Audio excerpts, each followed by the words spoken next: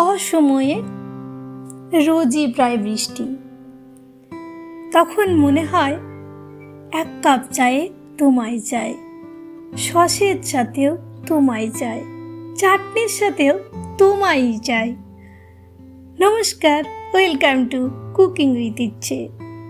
আর সেই তোমায় চাইকে বানিয়েছি আমি উইদাউট ব্রেড ক্রাম্বে। এতক্ষণে নিশ্চয়ই বুঝে গেছেন আমি কোন তোমায়কে বলছি।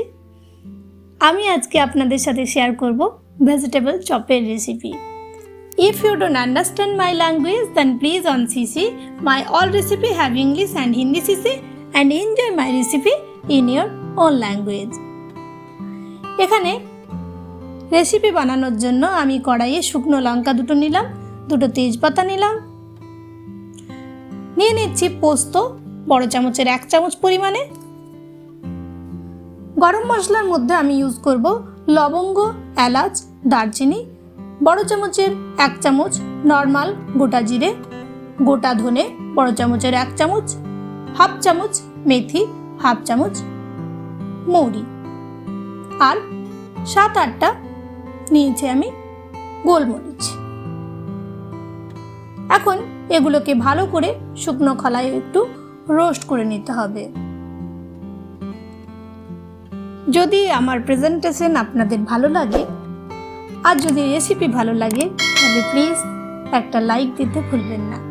অনেকেই আমায় বলে যে আমার ইন্ট্রোটা দারুণ থাকে, প্লিজ একটু ফুল ওয়াচ করবেন ভিডিওটা।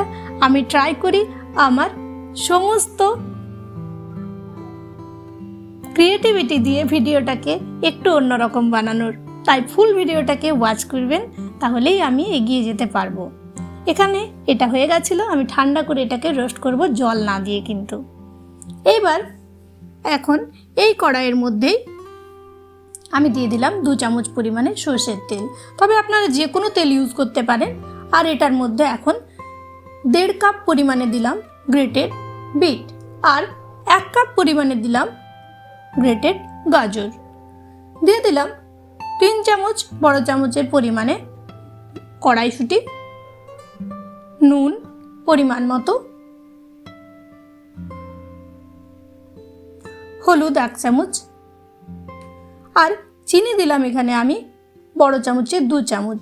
আমরা সকলেই জানি ভেজিটেবল চপের টেস্ট কিন্তু কখনোই পুরোপুরি একরকম হয় না। মিষ্টি, ঝাল, নুন সব কিছু পাওয়া যাবে ভেজিটেবল চপের মধ্যে। দেখুন আমাদের ফ্রাই হয়ে গেছিল, ভেজিটেবলগুলো জাস্ট এরকম সেদ্ধ হবে, পুরোপুরি ম্যাশড হয়ে যাওয়ার দরকার নেই কিন্তু। তখন আমি এটার মধ্যে সেদ্ধ করে রেখেছিলাম খানিকটা আলু, সেটা দিলাম, আর দিলাম আমি ধনেপাতা। আপনাদের কাছে যদি পনির থাকে তাহলে অবশ্যই পনির দিতে পারেন, বা অন্য কোনো ভেজিটেবলও আপনি অ্যাড করতে পারেন।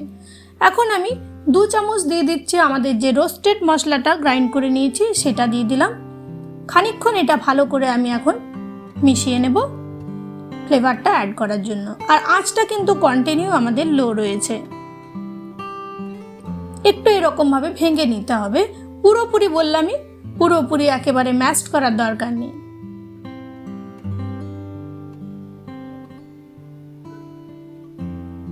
হয়ে গেছিল, অন্য একটা পাত্রের মধ্যে আমি এটাকে এখন ট্রান্সফার করে নিলাম। দিয়ে দিলাম ওপর থেকে 1 চামচ পরিমাণে ভাজা মশলা। তারপর এরকমভাবে ভেজিটেবল চপের যেরকম শেপ হয় সেই রকমভাবে আমি শেপ দিয়ে দিচ্ছি। এমনই নিত্য নতুন রেসিপি পেতে প্রতি সোম, বুধ, শুক্র সন্ধ্যে 6টায় আমার সাথে থাকুন। আমায় একটু সাপোর্ট করুন, ফুল ওয়াচ করুন ভিডিওগুলো প্লিজ। আপনাদের শুধু ইন্ট্রোটা নয়, আমি আশা রাখি পুরো ভিডিওটাই ভালো লাগবে। আমাদের চপগুলো রেডি হয়ে যাওয়ার পর, শেপ দেওয়ার পর একটু ময়দার মধ্যে নুন দিলাম, আর জল দিয়ে একটা ভালো করে আমি ব্যাটার বানিয়ে নেব। খেয়াল রাখবেন যেন ব্যাটারটা পুরো স্মুথ ব্যাটার হয় এরকম।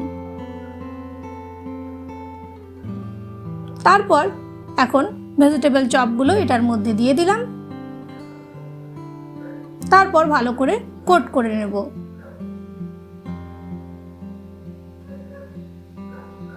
তারপর এই যে আমি বললাম তখন যে বাজার চলতি ব্রেড ক্রাম্ব আমি ইউজ করিনি। আমাদের যে রাস্ক বিস্কুট আমরা খেয়ে থাকি চায়ের সাথে, সেগুলোই আমি গুঁড়ো করে নিয়েছি। তাই বাজারের মতো পারফেক্ট একেবারে দেখতে হয়নি, কিন্তু খাওয়ার পক্ষে মন্দ নয়। একদিন অবশ্যই ট্রাই করে দেখতে পারেন। আর আপনার যদি একেবারে বাজারের মতো পারফেক্ট টেক্সচার দরকার তাহলে ব্রেড ক্রাম ইউজ করুন।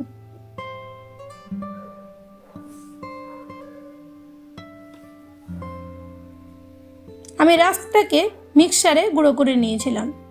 ভালো করে এটার মধ্যে এখন আমি ভেজিটেবলের চপের এটাকে পুরোপুরি কোট করে নেব, কিন্তু চারদিক থেকে ভালো করে কোট করবেন। কিন্তু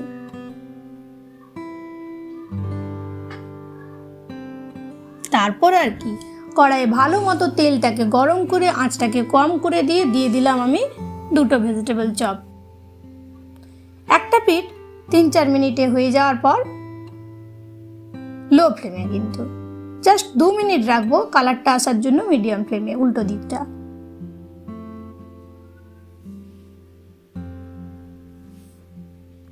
তুলে নিচ্ছি এখন আমি এটাকে।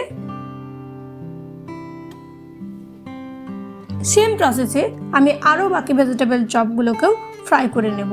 আশা রাখি আপনারা ফুল প্রেজেন্টেশনটাকেই এনজয় করেছেন। সার্ভ করুন যে কোনো কিছুর সাথে, চা, কফি, সস, চাটনি। ধন্যবাদ। সবাই সাথে থাকুন, ভালো থাকুন।